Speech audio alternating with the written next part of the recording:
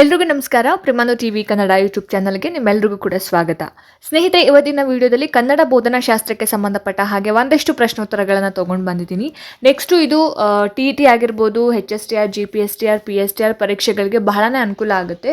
ಯಾರೆಲ್ಲ ಈ ವಿಡಿಯೋನ ನೋಡ್ತಾ ಇದ್ರೆ ಎಲ್ಲೂ ಕೂಡ ಸ್ಕಿಪ್ ಮಾಡಿದೆ ಪೂರ್ತಿ ವಿಡಿಯೋನ ನೋಡಿ, ಜೊತೆಗೆ ಸಬ್ಸ್ಕ್ರೈಬ್ ಮಾಡ್ಕೊಂಡು ನೋಡ್ತೇನೆ, ದಯವಿಟ್ಟು ಮರಿಬೇಡಿ ಅಂತ ಹೇಳ್ತಾ ಇವತ್ತಿನ ವಿಡಿಯೋದ ಮೊದಲನೇ ಪ್ರಶ್ನೆ ಏನಿದೆ ಅಂತ ನೋಡ್ಕೊಂಬರೋಣ.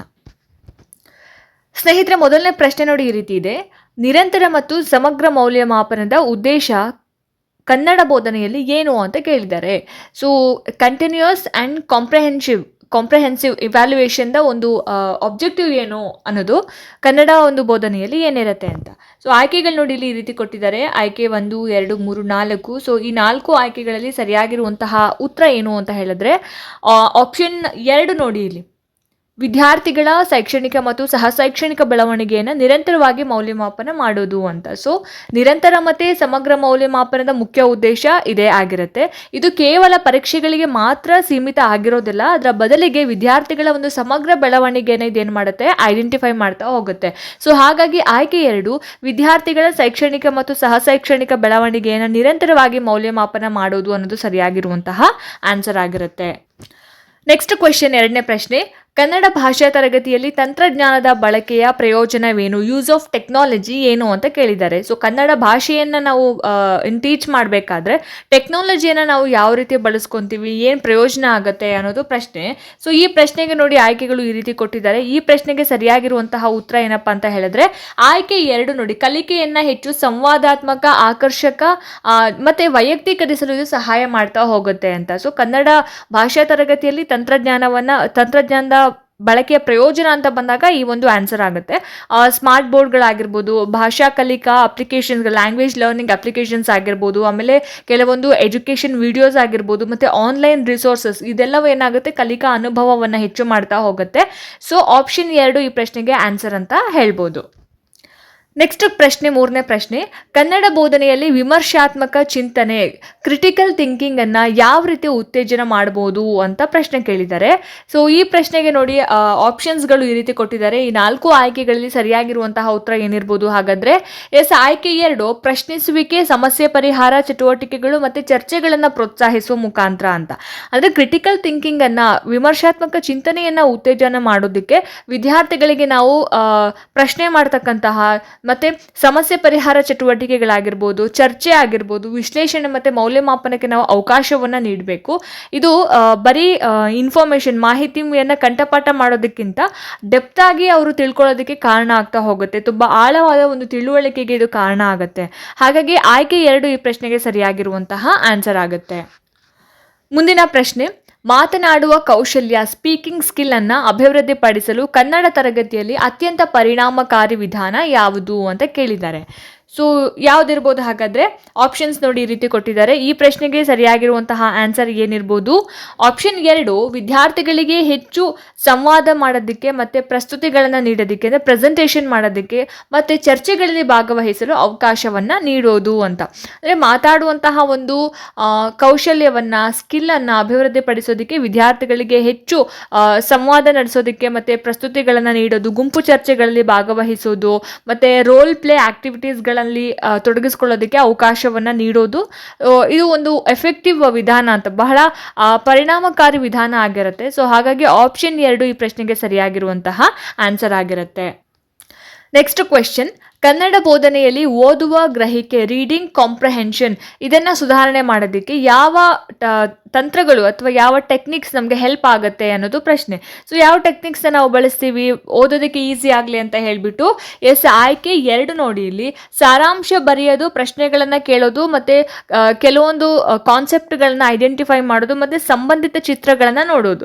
ಸೊ ಓದುವಂತಹ ಒಂದು ಗ್ರಹಿಕೆಯನ್ನು ಸುಧಾರಿಸೋದಕ್ಕೆ ಸಾರಾಂಶ ಬರೆಯೋದಾಗಿರ್ಬೋದು, ಪ್ರಶ್ನೆಗಳನ್ನು ಕೇಳೋದಾಗಿರ್ಬೋದು, ವಿಷಯಕ್ಕೆ ಸಂಬಂಧಪಟ್ಟ ಕೆಲವೊಂದು ಚಿತ್ರಗಳನ್ನು ಮತ್ತು ಗ್ರಾಫಿಕ್ ಸಂಘಟಕಗಳನ್ನು ನೋಡೋದು, ಮತ್ತು ಓದುವಿಕೆ ಪೂರ್ವ ಮತ್ತು ಅಂದರೆ ಓದೋದಕ್ಕಿಂತ ಮುಂಚೆ ಮತ್ತು ಓದುವಂತಹ ಸಮಯದಲ್ಲಿ ಮತ್ತು ಓದಿದ ನಂತರ ಆಕ್ಟಿವಿಟೀಸ್ಗಳನ್ನು ಬಳಸೋದು, ಇದೆಲ್ಲವೂ ಕೂಡ ಏನಾಗುತ್ತೆ, ಈ ಒಂದು ಆಕ್ಟಿವಿಟಿಗೆ ಸಂಬಂಧಪಟ್ಟಿರುವಂಥದ್ದಾಗಿರುತ್ತೆ. ಸೊ ಹಾಗಾಗಿ ಆಪ್ಷನ್ 2 ಈ ಪ್ರಶ್ನೆಗೆ ಆನ್ಸರ್ ಆಗುತ್ತೆ.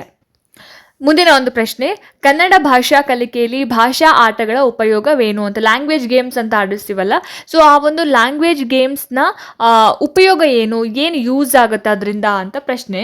ಸೊ ಈ ಪ್ರಶ್ನೆಗೆ ನೋಡಿ ಆಯ್ಕೆಗಳು ಈ ರೀತಿ ಕೊಟ್ಟಿದ್ದಾರೆ. ಸೊ ಭಾಷಾ ಆಟಗಳು, ಲ್ಯಾಂಗ್ವೇಜ್ ಗೇಮ್ಸ್ ಅಂತ ಬಂದಾಗ ಕಲಿಕೆಯನ್ನು ಇದು ಬಹಳ ಆಹ್ಲಾದಕರವಾಗಿಸುತ್ತೆ, ಖುಷಿಯಾಗಿಸುತ್ತೆ ಸ್ಟೂಡೆಂಟ್ಸ್ಗಳಿಗೆ, ಮತ್ತು ವಿದ್ಯಾರ್ಥಿಗಳಲ್ಲಿ ಪ್ರೇರಣೆಯನ್ನು ಹೆಚ್ಚು ಮಾಡುತ್ತೆ. ಆಟಗಳ ಮುಖಾಂತರ ಭಾಷೆಯನ್ನು ಕಲಿಯೋದು ಮತ್ತು ಕಡಿಮೆ ಒತ್ತಡದಿಂದ ಕೂಡಿರುತ್ತೆ. ಸೊ ಆಮೇಲೆ ನ್ಯಾಚುರಲ್ ಆಗಿ ಸಹಜವಾದಂತಹ ಒಂದು ಭಾಷಾ ಬಳಕೆಗೆ ಅವಕಾಶ ನೀಡುತ್ತೆ. ಹಾಗಾಗಿ ಆಪ್ಷನ್ 2 ಅವು ಕಲಿಕೆಯನ್ನು ಆಹ್ಲಾದಕರವಾಗಿಸುತ್ತದೆ ಮತ್ತು ಪ್ರೇರಣೆಯನ್ನು ಹೆಚ್ಚಿಸುತ್ತೆ ಅನ್ನೋದು ಆನ್ಸರ್ ಆಗುತ್ತೆ.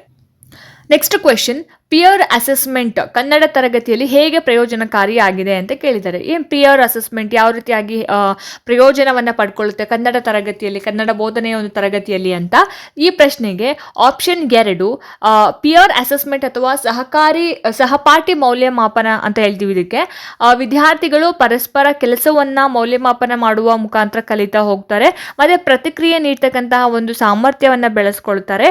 ಇದು ಸ್ವಯಂ ಕಲಿಕೆ ಮತ್ತು ಸಹಯೋಗವನ್ನು ಉತ್ತೇಜನ ಮಾಡುತ್ತೆ. ಸೊ ಆಪ್ಷನ್ 2 ಈ ಒಂದು ಪ್ರಶ್ನೆಗೆ ಸರಿಯಾಗಿರುವಂತಹ ಆನ್ಸರ್ ಆಗುತ್ತೆ. ಮುಂದಿನ ಪ್ರಶ್ನೆ, ಕನ್ನಡದಲ್ಲಿ ಭಾಷಾ ಕಲಿಕೆಯ ಪೋರ್ಟ್ಫೋಲಿಯೋ ಅಂದರೆ ಏನು ಅಂತ ಕೇಳಿದ್ದಾರೆ. ಲ್ಯಾಂಗ್ವೇಜ್ ಲರ್ನಿಂಗ್ ಪೋರ್ಟ್ಫೋಲಿಯೋ ಅಂತ ಹೇಳಿ ಕರೀತಾರೆ. ಸೊ ಇದರ ಹಂಗಂದ್ರೆ ಏನು ಅಂತ ಪ್ರಶ್ನೆ. ಸೊ ಏನು ಆಗಿರ್ಬೋದು ಹಾಗಾದರೆ ಆನ್ಸರು? ಆಪ್ಷನ್ಸ್ ನೋಡಿ ಇಲ್ಲಿ ಈ ರೀತಿ ಕೊಟ್ಟಿದ್ದಾರೆ. ಭಾಷಾ ಕಲಿಕೆಯ ಪೋರ್ಟ್ಫೋಲಿಯೋ ಅಂತಂದರೆ ವಿದ್ಯಾರ್ಥಿಯ ಕಲಿಕೆಯ ಪ್ರಗತಿ ಆಗಿರ್ಬೋದು, ಮತ್ತು ಎಬಿಲಿಟಿ ಸಾಮರ್ಥ್ಯ ಆಗಿರ್ಬೋದು, ಮತ್ತು ಅಚೀವ್ಮೆಂಟ್ ಸಾಧನೆಗಳನ್ನು ಪ್ರದರ್ಶಿಸ್ತಕ್ಕಂತಹ ಅವರ ಸ್ವಂತ ಕೆಲಸ ಮಾದರಿಗಳ ಸಂಗ್ರಹ. ಅಂದರೆ ಆಪ್ಷನ್ 2 ಇದಕ್ಕೆ ಆನ್ಸರ್ ಆಗುತ್ತೆ. ಆಯಿತಾ? ಇದೇನಾಗುತ್ತೆ, ಲೇಖನಗಳಾಗಿರ್ಬೋದು, ಕೆಲವೊಂದು ಕವನಗಳಾಗಿರ್ಬೋದು, ಕೆಲವೊಂದು ಪ್ಲಾನಿಂಗ್ಸ್ ಆಗಿರ್ಬೋದು, ಆಮೇಲೆ ಆಡಿಯೋ ರೆಕಾರ್ಡಿಂಗ್ಸ್ಗಳು, ಇದೆಲ್ಲವನ್ನು ಕೂಡ ಒಳಗೊಂಡಿರುತ್ತೆ. ಇದು ಕಲಿಕೆಯ ಒಂದು ಪ್ರಕ್ರಿಯೆಯ ಸಮಗ್ರ ನೋಟವನ್ನು ನೀಡುತ್ತೆ ನಮಗೆ. ಸೊ ಹಾಗಾಗಿ ಲ್ಯಾಂಗ್ವೇಜ್ ಲರ್ನಿಂಗ್ ಪೋರ್ಟ್ಫೋಲಿಯೋ ಅಂತಂದರೆ ವಿದ್ಯಾರ್ಥಿಯ ಕಲಿಕೆಯ ಪ್ರಗತಿ ಮತ್ತು ಸಾಮರ್ಥ್ಯಗಳನ್ನ ಪ್ರದರ್ಶಿಸುವಂತಹ ಒಂದು ಮಾದರಿಗಳ ಸಂಗ್ರಹ ಅನ್ನೋದು ಆನ್ಸರ್ ಆಗುತ್ತೆ. ನೆಕ್ಸ್ಟ್ ಕ್ವೆಶ್ಚನ್, ಕನ್ನಡ ಬೋಧನೆಯಲ್ಲಿ ಸಾಂಸ್ಕೃತಿಕ ತಿಳುವಳಿಕೆ ಕಲ್ಚರಲ್ ಅವೇರ್ನೆಸ್ಸನ್ನು ನಾವು ಯಾವ ರೀತಿ ಬೆಳೆಸ್ಬೋದು ಅನ್ನೋದು ಪ್ರಶ್ನೆ. ಸೊ ಈ ಪ್ರಶ್ನೆಗೆ ನೋಡಿ ಆಯ್ಕೆಗಳನ್ನ ಈ ರೀತಿ ಕೊಟ್ಟಿದ್ದಾರೆ. ಸರಿಯಾಗಿರುವಂತಹ ಉತ್ತರ ಏನು ಹಾಗಾದರೆ, ಕಲ್ಚರಲ್ ಅವೇರ್ನೆಸ್ ಅಥವಾ ಸಾಂಸ್ಕೃತಿಕ ತಿಳುವಳಿಕೆಯನ್ನು ಕನ್ನಡ ಬೋಧನೆಯಲ್ಲಿ ಬೆಳೆಸೋದಕ್ಕೆ ಕನ್ನಡ ಸಂಸ್ಕೃತಿ, ಸಾಹಿತ್ಯ, ಕಲೆ, ಹಬ್ಬಗಳಾಗಿರ್ಬೋದು, ಸಂಪ್ರದಾಯಗಳು ಮತ್ತು ಜೀವನ ಶೈಲಿಯ ಬಗ್ಗೆ ಡಿಸ್ಕಸ್ ಮಾಡಬೇಕು. ಇದು ಏನಾಗುತ್ತೆ, ಲ್ಯಾಂಗ್ವೇಜನ್ನು ಮತ್ತು ಅದರ ಒಂದು ಸಾಂಸ್ಕೃತಿಕ ಸಂದರ್ಭಗಳಲ್ಲಿ ಅರ್ಥ ಮಾಡ್ಕೊಳ್ಳೋದಕ್ಕೆ ಸಹಾಯ ಮಾಡುತ್ತೆ. ಸೊ ಆಪ್ಷನ್ 2 ಕನ್ನಡ ಸಂಸ್ಕೃತಿ, ಸಾಹಿತ್ಯ, ಸಂಪ್ರದಾಯಗಳು ಮತ್ತು ಜೀವನ ಶೈಲಿಯ ಬಗ್ಗೆ ಡಿಸ್ಕಸ್ ಮಾಡೋದ್ರ ಮುಖಾಂತರ ಮತ್ತು ಅದನ್ನು ಪ್ರೆಸೆಂಟೇಷನ್ ಮಾಡೋದ್ರ ಮುಖಾಂತರ ಅನ್ನೋದು ಸರಿಯಾದ ಉತ್ತರ. ನೆಕ್ಸ್ಟ್ ಕ್ವೆಶನ್ ನೋಡಿ ಇಲ್ಲಿ, ಶ್ರವಣ ದೋಷವುಳ್ಳ ಮಕ್ಕಳಿಗೆ ಕನ್ನಡ ಭಾಷೆ ಕಲಿಸಲು ಯಾವ ವಿಧಾನಗಳು ಹೆಚ್ಚು ಪರಿಣಾಮಕಾರಿ ಅಂತ ಕೇಳಿದ್ದಾರೆ. ಸೊ ಶ್ರವಣ ದೋಷ ಅಂತಂದರೆ ಕಿವಿಯ ಸಮಸ್ಯೆ ಇರ್ತಕ್ಕಂತಹ ಮಕ್ಕಳಿಗೆ ನಾವು ಬಹಳ ಎಫೆಕ್ಟಿವ್ ಆಗಿ ಯಾವ ರೀತಿಯಾದಂತಹ ಒಂದು ವಿಧಾನವನ್ನು ಬಳಸ್ಕೊಂಡು ಭಾಷೆಯನ್ನು ಕಲಿಸಬಹುದು ಅನ್ನೋದು ಪ್ರಶ್ನೆ. ಸೊ ಈ ಪ್ರಶ್ನೆಗೆ ಆಯ್ಕೆಗಳು ನೋಡಿ ಈ ರೀತಿ ಕೊಟ್ಟಿದ್ದಾರೆ. ಸರಿಯಾಗಿರುವಂತಹ ಉತ್ತರ ಏನಿರ್ಬೋದು ಹಾಗಾದರೆ, ಶ್ರವಣ ದೋಷವುಳ್ಳಂತಹ ಮಕ್ಕಳಿಗೆ ಕನ್ನಡ ಭಾಷೆಯನ್ನು ಕಲಿಸಲು ಸಂಜ್ಞೆ ಭಾಷೆ ಅಂದರೆ ಸೈನ್ ಲ್ಯಾಂಗ್ವೇಜ್, ಆಮೇಲೆ ದೃಶ್ಯ ಸಾಧನಗಳು ವಿಜುವಲ್ ಏಡ್ಸ್ ಆಗಿರ್ಬೋದು. ವಿಜುವಲ್ ಏಡ್ಸ್ ಅಂತಂದರೆ ಚಿತ್ರಗಳಾಗಿರ್ಬೋದು, ಮತ್ತು ಫ್ಲ್ಯಾಶ್ ಕಾರ್ಡ್ಸ್ ಅಂತ ಹೇಳ್ತೀವಲ್ಲ ಅದು, ಆಮೇಲೆ ವಿಡಿಯೋಸ್ಗಳಾಗಿರ್ಬೋದು, ಆಮೇಲೆ ಲಿಪ್ ರೀಡಿಂಗ್ ಮತ್ತು ಸ್ಪರ್ಶ ವಿಧಾನಗಳಂತಹ ಬಹು ಇಂದ್ರಿಯ ವಿಧಾನಗಳು ಬಹಳನೇ ಎಫೆಕ್ಟಿವ್ ಆಗಿರುತ್ತೆ. ಅವರಿಗೆ ವೈಯಕ್ತಿಕ ಗಮನ ಮತ್ತು ಅಗತ್ಯಕ್ಕೆ ತಕ್ಕ ಹಾಗೆ ಮಾರ್ಪಡಿಸಿದಂತಹ ಕೆಲವೊಂದು ಟೀಚಿಂಗ್ ಟೆಕ್ನಿಕ್ಸ್ನ ನಾವು ಬಳಸೋದು ಅವಶ್ಯಕ. ಸೊ ಹಾಗಾಗಿ ಆಯ್ಕೆ 2 ಸೈನ್ ಲ್ಯಾಂಗ್ವೇಜ್ ಆಗಿರ್ಬೋದು, ವಿಜುವಲ್ ಏಡ್ಸ್ ಆಗಿರ್ಬೋದು, ಮತ್ತು ಲಿಪ್ ರೀಡಿಂಗ್ನಂತಹ ಬಹು ಇಂದ್ರಿಯ ವಿಧಾನಗಳು ಅನ್ನೋದು ಆನ್ಸರ್ ಆಗುತ್ತೆ. ಈ ಒಂದು ವಿಡಿಯೋದ ಕೊನೆಯ ಪ್ರಶ್ನೆ, ಕನ್ನಡದಲ್ಲಿ ಭಾಷಾ ಕಲಿಕೆಯ ಪಠ್ಯಪುಸ್ತಕಗಳ ಆಯ್ಕೆಯಲ್ಲಿ ಯಾವ ಅಂಶಗಳನ್ನು ಪರಿಗಣಿಸಬೇಕು ಅಂತ ಕೇಳಿದ್ದಾರೆ. ಯಾವ ಅಂಶಗಳನ್ನು ನಾವು ಪರಿಗಣಿಸಬೇಕಾಗತ್ತೆ ಹಾಗಾದರೆ? ಸೊ ಆಯ್ಕೆ ನೋಡಿಲಿ ಈ ರೀತಿ ಕೊಟ್ಟಿದ್ದಾರೆ. ಸರಿಯಾಗಿರುವಂತಹ ಉತ್ತರ ಈ ಒಂದು ಪ್ರಶ್ನೆಗೆ ಲ್ಯಾಂಗ್ವೇಜ್ ಟೆಕ್ಸ್ಟ್ ಬುಕ್ಸ್ನ ಅಂದರೆ ಕನ್ನಡ ಭಾಷಾ ಕಲಿಕೆಯ ಪಠ್ಯಪುಸ್ತಕಗಳ ಆಯ್ಕೆಯಲ್ಲಿ ವಿದ್ಯಾರ್ಥಿಗಳ ವಯಸ್ಸು, ಆಸಕ್ತಿಗಳು, ಅವರ ಒಂದು ಕಲಿಕಾ ಮಟ್ಟ ಆಗಿರ್ಬೋದು, ಮತ್ತು ಸಾಂಸ್ಕೃತಿಕ ಪ್ರಸ್ತುತತೆ ಮತ್ತು ಪಠ್ಯಕ್ರಮದ ಉದ್ದೇಶಗಳಿಗೆ ಸೂಕ್ತವಾಗಿರುವಂತಹ ಒಂದು ವಿಷಯ ಮತ್ತು ಆಕ್ಟಿವಿಟೀಸ್ಗಳು ಇಂಪಾರ್ಟೆಂಟ್ ಆಗಿರುತ್ತೆ. ಸೊ ಪಠ್ಯಪುಸ್ತಕಗಳು ಬಹಳ ಆಕರ್ಷಕವಾಗಿ, ಸುಲಭವಾಗಿ ಅರ್ಥ ಆಗೋ ಹಾಗೆ ಮತ್ತು ಭಾಷಾ ಕೌಶಲ್ಯಗಳನ್ನ ಸಮಗ್ರವಾಗಿ ಅಭಿವೃದ್ಧಿಪಡಿಸುವ ಹಾಗೆ ಇರಬೇಕಾಗುತ್ತೆ. ಸೊ ಆಪ್ಷನ್ 2 ವಿದ್ಯಾರ್ಥಿಗಳ ವಯಸ್ಸು, ಇಂಟ್ರೆಸ್ಟ್, ಆಸಕ್ತಿ, ಕಲಿಕೆಯ ಮಟ್ಟ, ಪಠ್ಯಕ್ರಮದ ಉದ್ದೇಶಗಳಿಗೆ ಸೂಕ್ತವಾದಂತಹ ವಿಷಯ ಮತ್ತು ಚಟುವಟಿಕೆಗಳು ಅನ್ನೋದು ಈ ಪ್ರಶ್ನೆಗೆ ಸರಿಯಾಗಿರುವಂತಹ ಆನ್ಸರ್ ಆಗಿರುತ್ತೆ. ಸೊ ನೋಡಿದ್ರಲ್ಲ ಸ್ನೇಹಿತರೆ, ಇದಾಗಿತ್ತು ಇವತ್ತಿನ ಕನ್ನಡ ಬೋಧನಾ ಶಾಸ್ತ್ರಕ್ಕೆ ಸಂಬಂಧಪಟ್ಟ ಹಾಗೆ ಒಂದಷ್ಟು ಪ್ರಮುಖ ಪ್ರಶ್ನೋತ್ತರಗಳು.